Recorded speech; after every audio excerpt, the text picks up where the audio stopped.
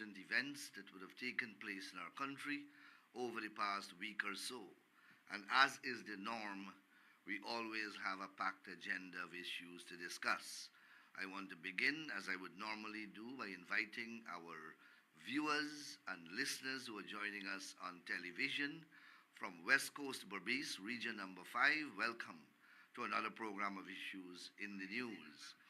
To our viewers and listeners who are joining us across the Berbice River, on the east bank of the Berbice River, New Amsterdam, Kanji, and along the Quarantine Coast, and all the way up to Oriala and Siparuta.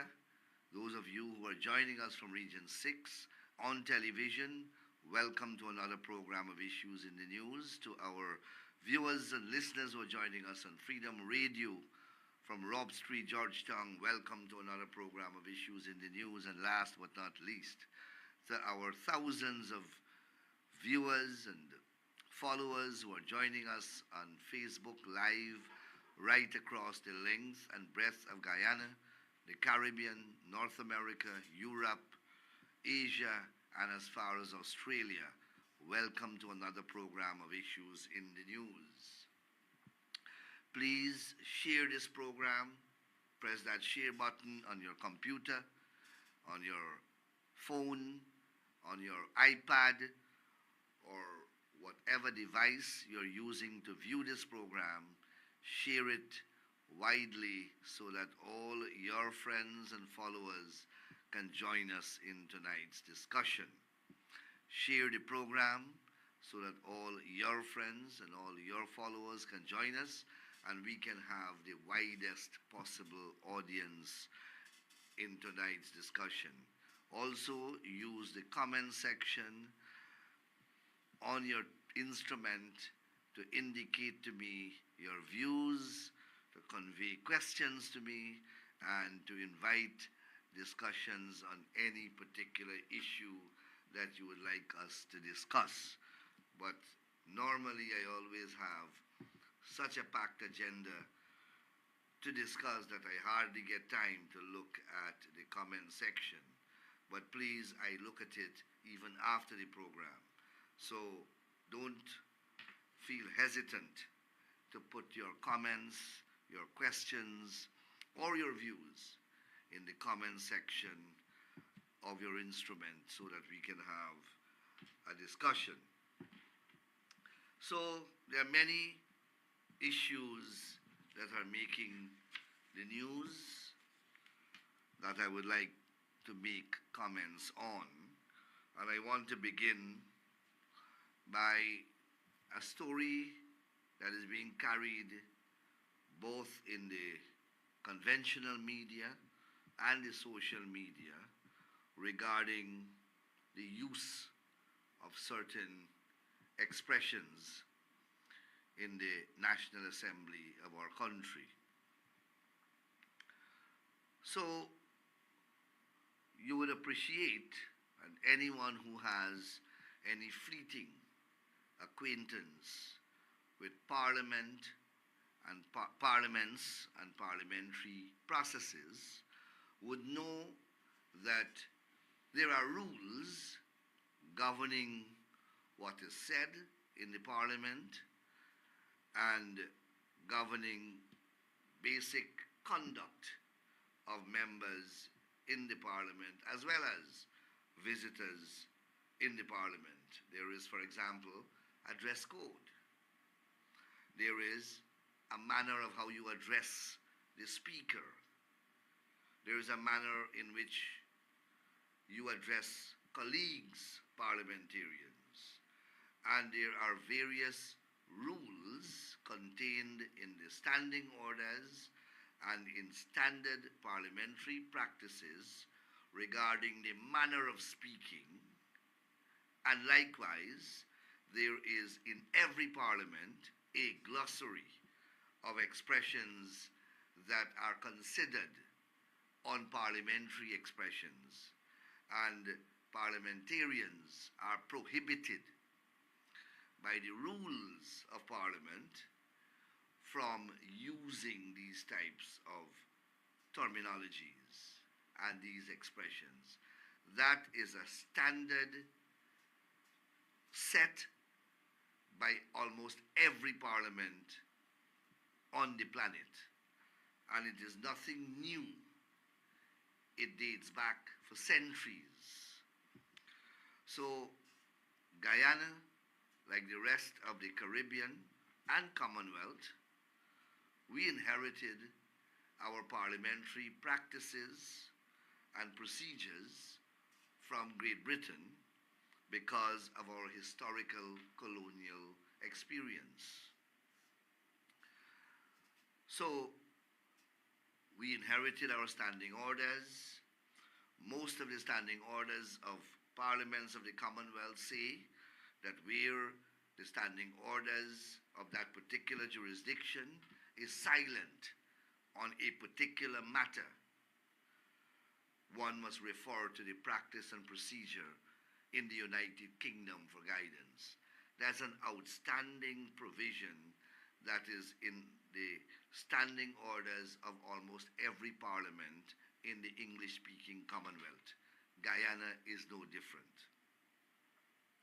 Secondly, almost every country in the Commonwealth takes guidance from a book that is called the Manual of Parliamentary Practice in the United Kingdom. And it's a book that goes by that name, Parliamentary Practice or Parliamentary Practices, written by an author by the name of Erskine Mays. A book that is perhaps 100 years old.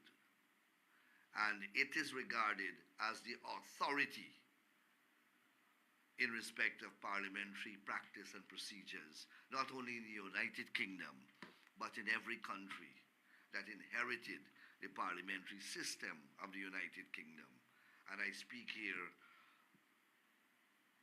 in relation to about 50-odd countries of the British Commonwealth. That Mays parliamentary practice has also a glossary of what is termed unparliamentary expressions.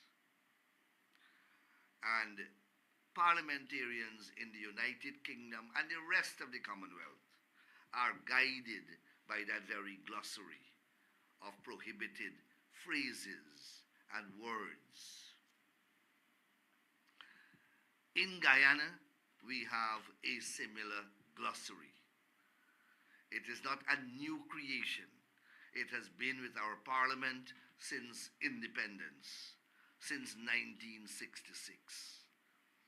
It has gone through many changes over the years, but it has always been a list of words that are considered unparliamentary, and one would be prohibited from using it in speeches delivered in the parliament. And when one uses a word that is considered unparliamentary, then it is the function of the speaker to draw that to the attention of the particular user of the language and to forbid him or her from continuing to use that language in the parliament.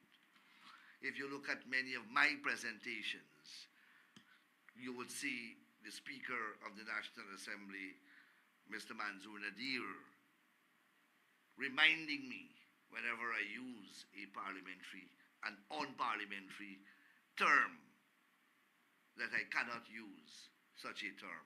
Recently, I distinctly recall I used the word shameless or shameful, I can't remember, to describe the presentation of a particular member on the opposition side of the House. And I was reminded by the Honorable Speaker that that term is not a parliamentary acceptable term. And I was asked to withdraw that term, which I did. Significantly, our parliament is managed by a committee of management which is a standing committee of the Parliament. The Parliamentary Management Committee, it is called. It is comprised of 5 members of the government side and 5 members of the opposition side. So it's an equally balanced committee, and it is chaired by the Speaker of the National Assembly. That Parliamentary Management Committee, by and large, manages the affairs of the Parliament. Many people do not know that. Management manages the functioning of the Parliament. I am a member of that committee. Every document that is produced for the use of the Parliament receives the approbation of that committee. As far as I can recall, we have not had the occasion to vote in that committee, because most, if not all, the decisions that are made consensually. So when a list, for example, when a list of parliamentary prohibited expressions are prepared for use by the collective National Assembly, it is a product of that committee and a product that would have received the approbation of that committee. 5 members of the opposition and 5 members of the government. I say that to you to introduce what I want to speak about. And it is what I'm seeing recorded in news stories as an attack on the Speaker of the National Assembly for not allowing a particular word, corrupt, or I believe corruption, I don't know which one is it, or both, not permitting that word to be used in the National Assembly. Now let me make it clear. Personally, I don't necessarily support or object to the use of that word. That's not the issue here.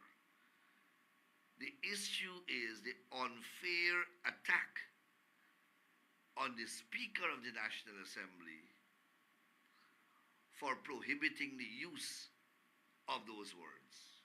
Because it is not the Speaker's decision alone to prohibit the use of that word or those words or any of the prohibited expressions. It is the decision of the collective in that house. And that is the position in relation to all previous parliaments.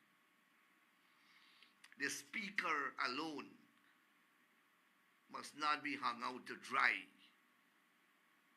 In fact, the Speaker is not responsible.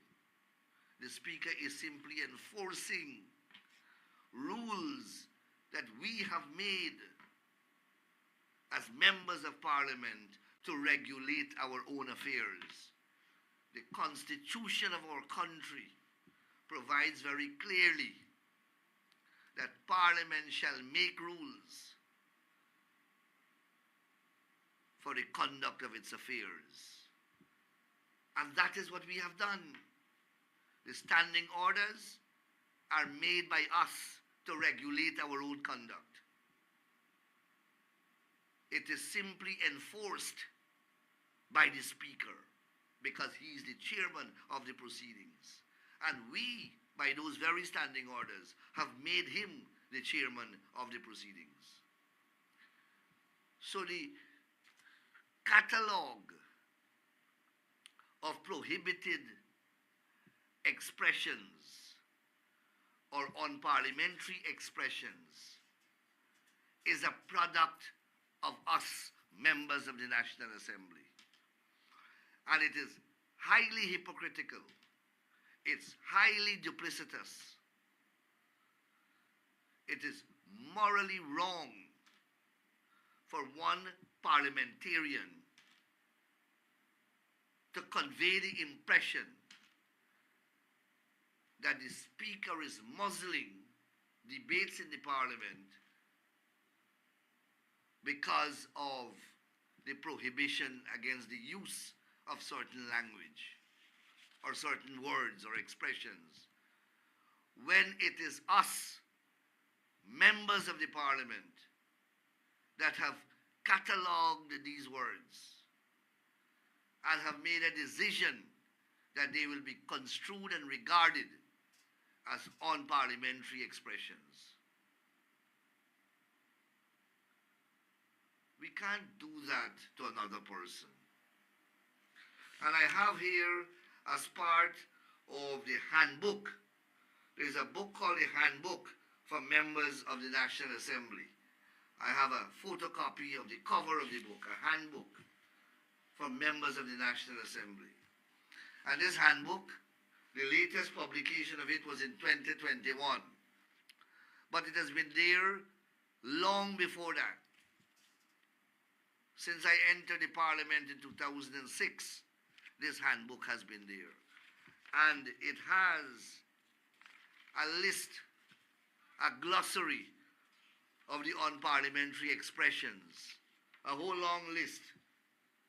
You can't say blackguard, you can't say cad, you can't say cross, you can't say corrupt or corruption, you can't say criminal, you can't say coward, you can't say hooligan, and a whole host of words. You can't say hypocrites, you can't say traitor, you can't say vulgar. All these are unparliamentary language. Whether they should be changed is a different matter. But the process to change it is one that has to be internally driven, because the change has to come from within. The change has to come from us, members of Parliament.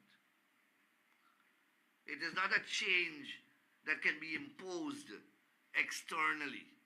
And it is not a change that can come unilaterally from the Speaker.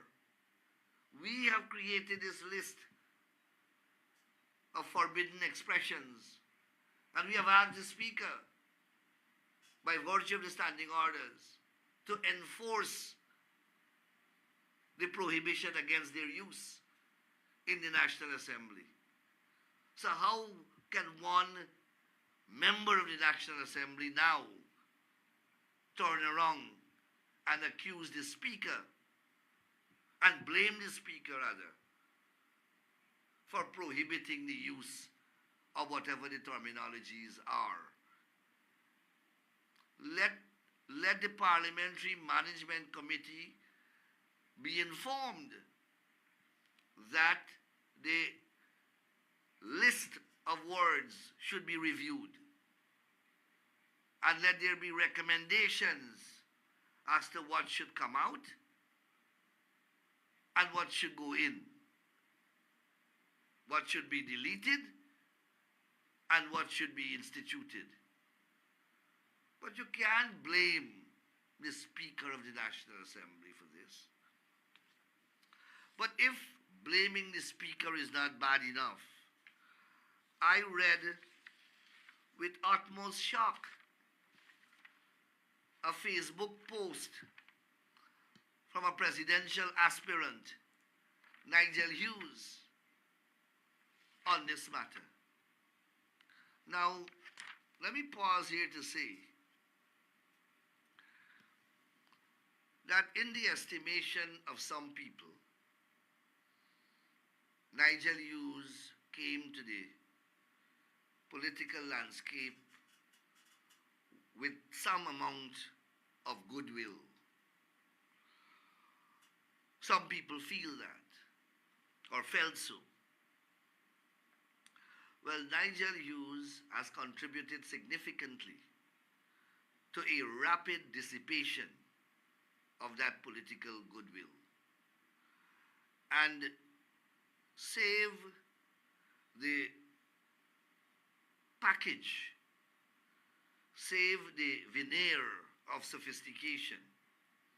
When you listen to what he says or you read what he writes, it's very difficult to distinguish him now from the fringe elements on the political landscape. Very difficult.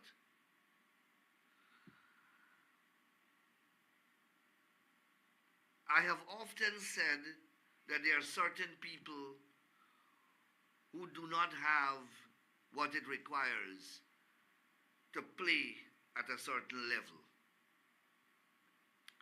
I thought so about Basil Williams, having known him for several years in the legal profession. I knew that when he would have been elevated, or if he were elevated to a position that will bring him under scrutiny, he will not be able to withstand that type of scrutiny, where the microscope is on everything that you do and everything that you say, where it would be extraordinarily difficult to hide incompetence, to hide deficiencies, to hide inadequacies. And I looked at how he was unable to withstand the scrutiny to which he was subject when he was appointed Attorney General and Minister of Legal Affairs. For 5 years, he was under the microscope, everything that he said and everything that he did. And we know how that turned out. He is no longer around, not even in the opposition benches. Even they didn't consider him fit to bring him back. Nigel Hughes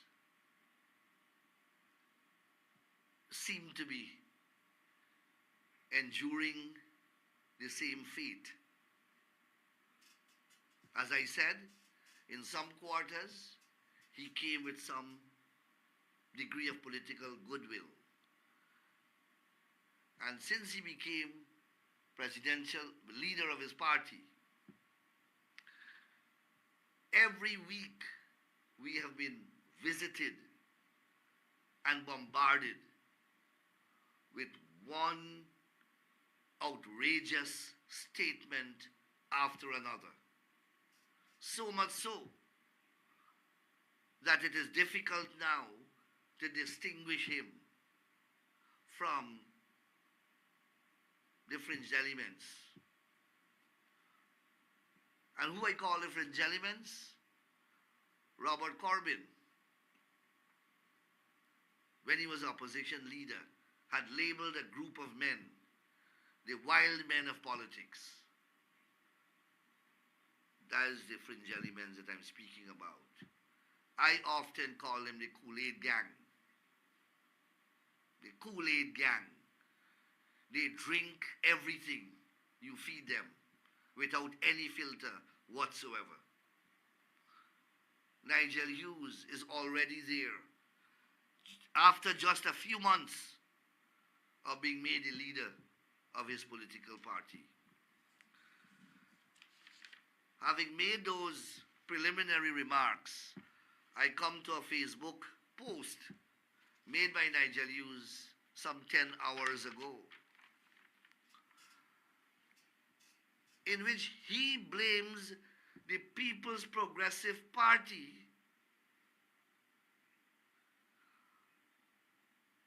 for banning the word corruption in the National Assembly. He says it is truly remarkable how the PPP leadership continues to surprise us with its creativity in governance. Banning the use of the word corruption in Parliament is a masterpiece of absurdity.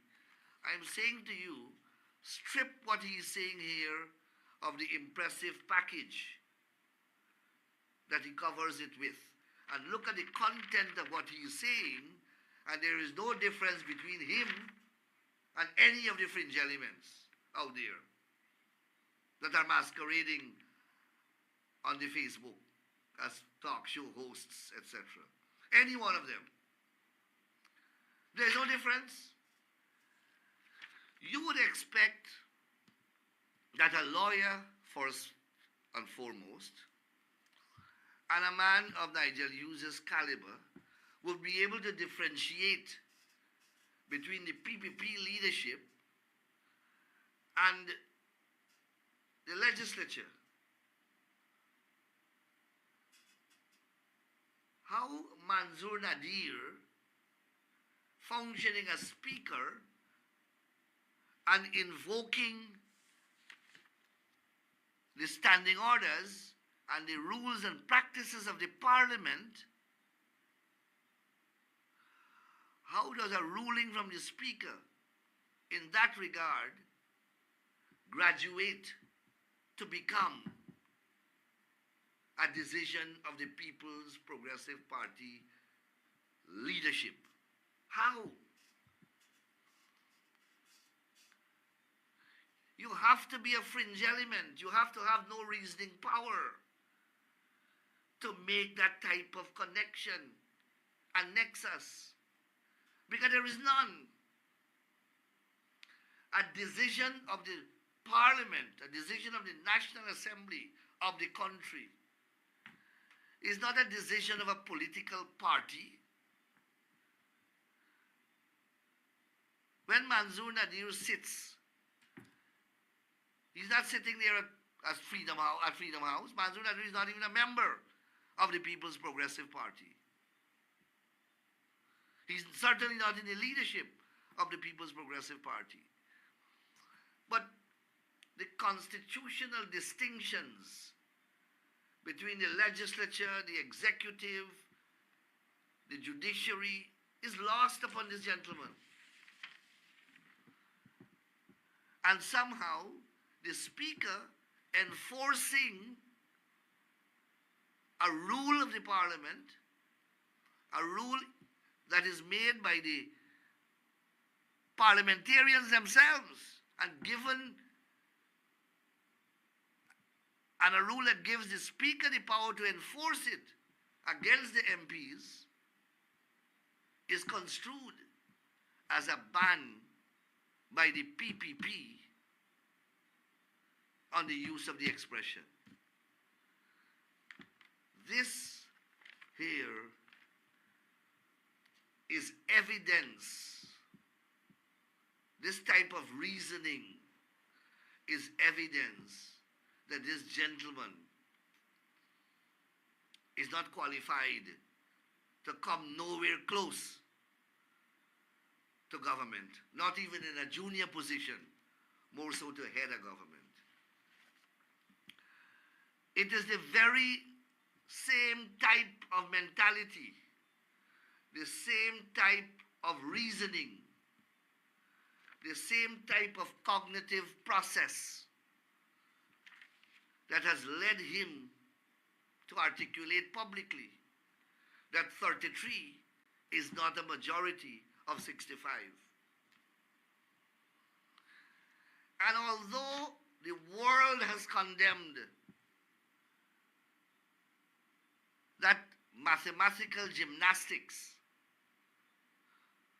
although the Caribbean Court of Justice has rejected that black magic of mathematics, Nigel Hughes, as recent as a few weeks ago, persists that he is right. I looked at him with utter shock, trying to still justify that 33 is not a majority of 65. Only recently he was trying to still justify that, trying to round up some figure to a higher figure. You know, when we went to argue that case at the Caribbean Court of Justice, and I invite you to go back to the video. Those videos are still on the CCJ website. Go back to that video when we were arguing the no confidence motion case. I remember distinctly. Basil Williams hired some lawyers out of Belize, and I believe Barbados, to argue different aspects of the case. And he kept for himself the argument that 33 is not a majority of 65. He said that he will argue that ground, that 33 is not a majority of 65, that you need something more. And when time came for the presentation of that aspect of the argument, Basil Williams walked up to what is called a lectern. That's the place where you have to go to stand to present the case before the CCJ, where the microphones are and the camera is on you because you're on big screen. You're playing in the big theater now. And when Basil Williams began the very first sentence, Justice Witt, may God rest his soul, he's now dead. Justice Witt asked him what ground he's going to argue. And Basil Williams says, I want to argue the ground that 33 is not a majority of 65. And Justice Witt, without a blink of a second, said, take your seat. The court needs no argument on that matter. 33 is a majority of 65. There's a matter of arithmetic, not law. And we don't need to hear arguments on that. Basil Williams was chased back to his seat in less than 1 minute. That was the end of that argument. Go back and look at the video. The author of that submission,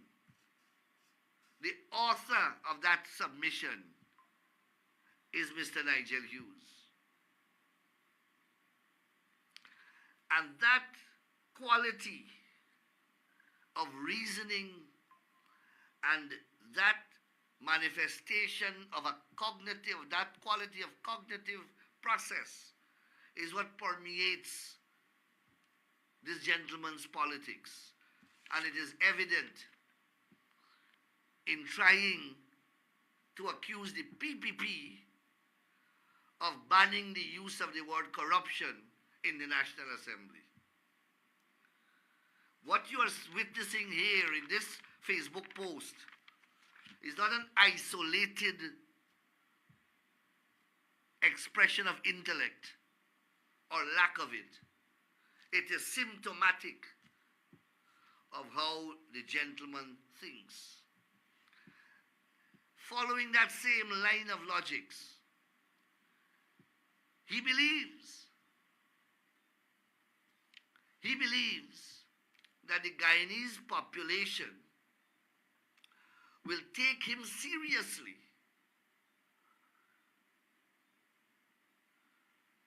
where he is refusing to speak or to take a position on the most crucial sector of this country, the oil and gas sector.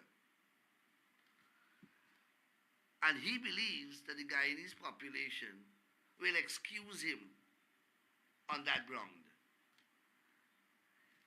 He doesn't speak on the oil and gas sector, the most crucial sector by far in the entire economic equation of this country.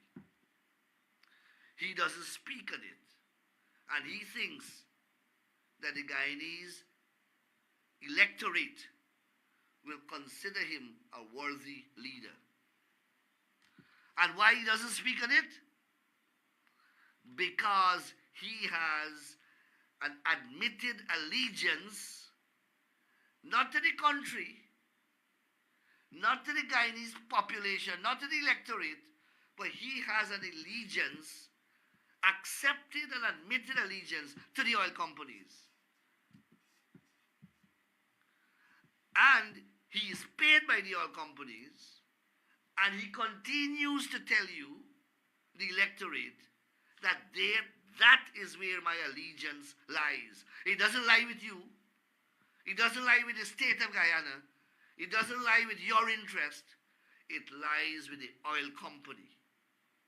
And that is where I stand. I don't stand with you. I don't stand with Guyana. I don't stand with the people of Guyana. I stand with ExxonMobil. And that guy has reasoned in his head that notwithstanding that position, somehow you, the people, will elect him to become president. Something got to be wrong with you mentally to process what I have just outlined to you. In the same way that our common entrance children and below know that 33 is a majority of 65. There are several majorities of 65. 33 is one of them. He didn't know that. Well, it's the same level of reasoning that has advised him that he can tell you to your face that I want to be your president, but I will represent ExxonMobil till elections. And I'm not going to talk about anything oil and gas. You can ask Vincent Adams or you can ask Patterson. Don't ask me. But he is a presidential candidate. You have to be special. You have to be special to convince yourself that you can pull a stunt like that off. Something got to be wrong with you. And that is what I'm saying. If you examine every single one of this guy's decision, you will see what I'm talking about. They're not normal. This guy speaks about the level of crime in the country. Nigel Hughes speaks regularly on the level of crime in the country. And if you check over the past 20 years, there is no other lawyer in Guyana who has represented more notorious criminals than Nigel Hughes. Now he will tell you, as part of the flawed reasoning, as part of the 33 is not a majority of 65 type of thinking, he will tell you, oh well, they are presumed innocent and therefore they are entitled to representation. And therefore he can represent them. He will not see that there is a collision, that you can't want to condemn criminality. You can't want to express concerns for crime, where every time the law enforcement agencies charge a man for the most heinous crime, you appear. The other day he was speaking about the massacres. He represented the persons who were charged with the Lusignan massacre. And he was accused of tampering with the foreman of the jury. Not only did he appear for the accused persons, he was also accused of tampering with the foreman of the jury. There are many articles about that. He speaks about the Bartica massacre. And go and see who is a lawyer for the people get charged with the Bartica massacre. And he would put forward a very technical, sophisticated argument to you that everyone is presumed innocent, etc. The normal run-of-the-mill thing.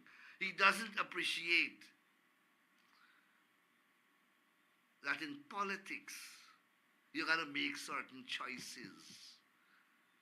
And those technical arguments are arguments for another place, not politics. And if those types of judgment calls can't be exercised, if that type of judgment can be exercised at that level.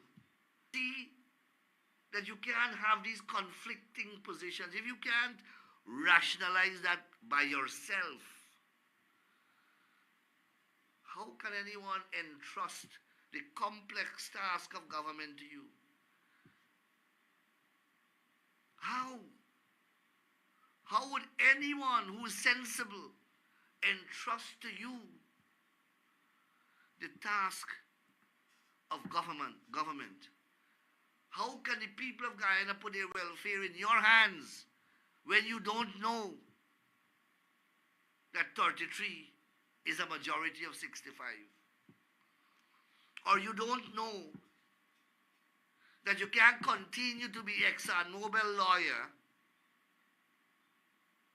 and want to represent the people of this country and represent Guyana. That you can be representing most of the criminals and at the same time want to talk about the crime rate. If you can't appreciate those flagrant conflicts, these are not subtle conflicts. These are collision courses that are taking place. And if you can't see that, my friend, you can't be close to government. Nowhere close to government. Because you don't have the capabilities to manage the affairs to make sensible decisions. Let me put it that way. To make sensible decisions. Because these decisions and you can tell me if I'm making a mistake. Any one of you listening to me, tell me if I'm making a mistake. I am analyzing decisions made by the learned gentleman. I see him attacking GCOM. This is a guy who is now I don't need to defend GCOM. GCOM is a constitutional body that is independent and that has its own lawyers and PR officers and have all the resources to defend itself, and it is doing so. Has GCOM not made mistake in the past? Of course. I fought, and my party fought GCOM when it was led by a chief elections officer and a returning officer and a deputy chief elections officer, all of whom, along with others, including Nigel Hughes' party and APNU, conspired to steal an entire elections. You, listening to me, saw the fight. So I don't think that GCOM is beyond reproach. But those elements were identified and they were taken out from GCOM. Nigel Hughes has been constantly attacking the chairman of GCOM and declaring that GCOM cannot hold credible elections. Now, Nigel Hughes can't win any elections. Neither can APNU. So as usual, they are laying the foundation so that when they lose the elections, they have a ready-made story. Well, you remember we said that? We said that they can't hold free and fair election. The elections were rigged. That is a normal mantra. This guy, up to now, cannot say to you, the people, what role, well, he denies, let me put it this way, he denies that the AFC played any role in the rigging of elections. Now, this is another manifestation that the cognitive process is defective. You and I saw hour by hour how APNU, AFC tried to steal elections. You heard Ramjatan, Kathy Hughes, Moses Nagamutu, Patterson, Nigel Hughes himself, all participated in the narrative. As I said, Nigel Hughes was the one who coined the argument that 33 is not a majority of 65. And the others, like bull to a slaughterhouse, ran with it because they were so desperate for something to hold on to. You had Nagamutu trying to explain half bottle rum, quarter bottle rum. Remember that? And Ramjatan looking at the argument, looking when Nagamutu showing the bottles of rum and Ramjatan getting drunk. Ramjatan just hear the rum story about Nagamutu talk and he already get drunk. And then he invented the Russians and he deported Russians. And you know how many stories they had on the same Facebook Live. Where they used to be at the place where the swimming pool is, across from the convention center. You saw Ramjatan and heard him tell Fazir Mohammed from Trinidad in an interview right here on the Facebook that he went to the Ministry of Home Affairs to bid goodbye to the staff because he already heard that they lost the election. And next day, completely denied that story. He said he went to bid them goodbye because he was moving into the Prime Minister's house. And these guys still can walk around with a straight face. But Nigel Hughes says that he is unaware of the role that the AFC played. Now, you know how daft you have to be?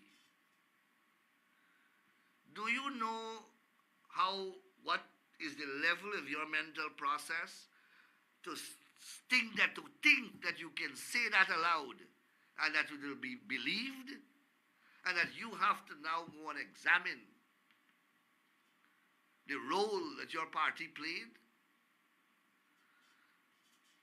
in the electoral process?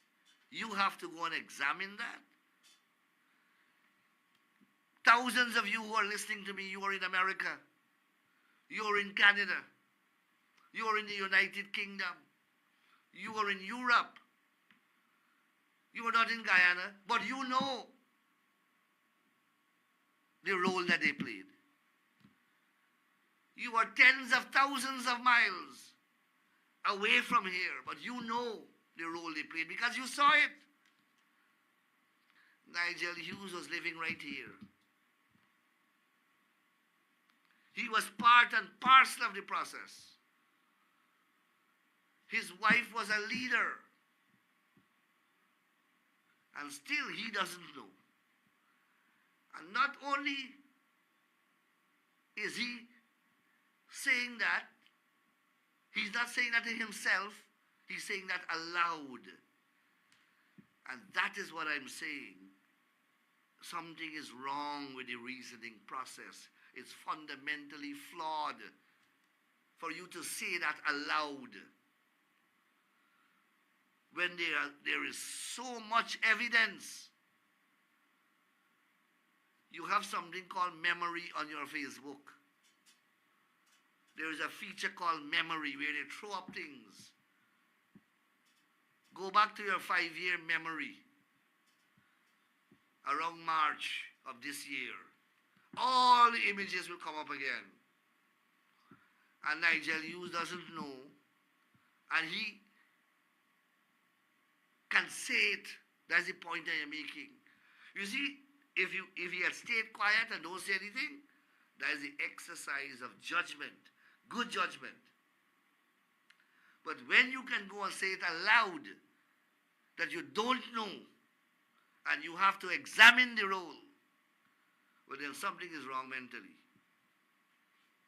There is a lack of judgment in that regard. And this guy is condemning Claudette Singh and condemning GCOM for not being able to hold any elections. And what is the, why is he saying so? He's saying so, and he has it here. I have an article here. He says GCOM has been repeatedly been accused of not holding elections properly. But accused by whom? You know how many people have accused Nigel Hughes of wrong things? You want us to list the accusations? The accusations against GCOM have come from Nigel Hughes and his own party. When we made the accusations, we identified the miscreants, and they are now before the courts. And although Nigel Hughes doesn't know anything that happened in relation to those elections, and he got to go and inquire what happened, guess who's representing the miscreants charged for the same irregularities that he's accusing GCOM of? Who is the lawyer who is representing those whom he's accusing of perpetrating the fraud? He's accusing GCOM of fraud. The perpetrators of the fraud at the last election are before the magistrate's court. And who is their lawyer? No other than Nigel Hughes. No other than Nigel Hughes. Another one of those contradictions. You don't know what role your party played. You have to go and inquire. But you're representing those who are charged with the very fraud. You didn't take instructions from them. You don't know what happened, but you happen to be representing those very miscreants in the case. So you see where he stands? If he was truly neutral, or he wanted to even portray the impression of neutrality, let us say he wants you to buy his argument that he was on a different planet from 2015 to 2020, because that's the impression he wants to convey. Let us assume that he was on the planet Mercury, or worse yet, Pluto, from 2015 to 2020. As soon as he lands on planet Earth, which side does he choose? Does he choose the victim? Does he choose the side of the state? No. He happens to find himself on the side of those who are on the wrong side of this. And again, he will give you his fancy argument about presumption of innocence. That's not for me. That's for people who don't have any sense. I know people are entitled to their fundamental rights, etc. I know all of that. I also know what I saw. I also know what I saw and what those people did. I don't need eyewitnesses. I saw what they did. I was very much part and parcel of the process. So nobody can second guess me. And I don't necessarily, let me don't go so far. I thought that I would spend some time tonight on dealing with, I didn't get to deal with none of the other issues that I wanted to talk about.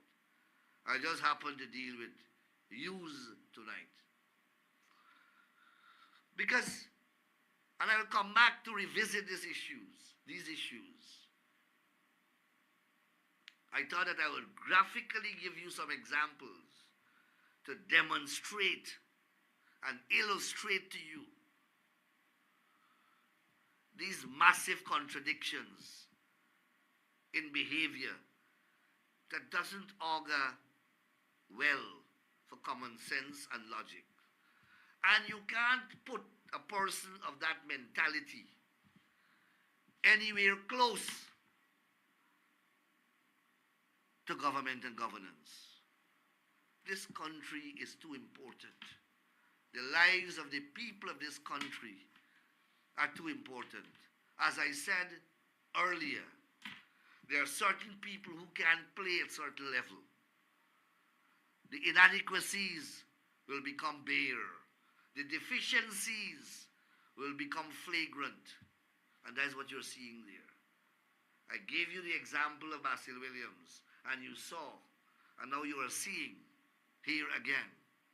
I'll come back to revisit a few more to give you some more examples of what I'm speaking about.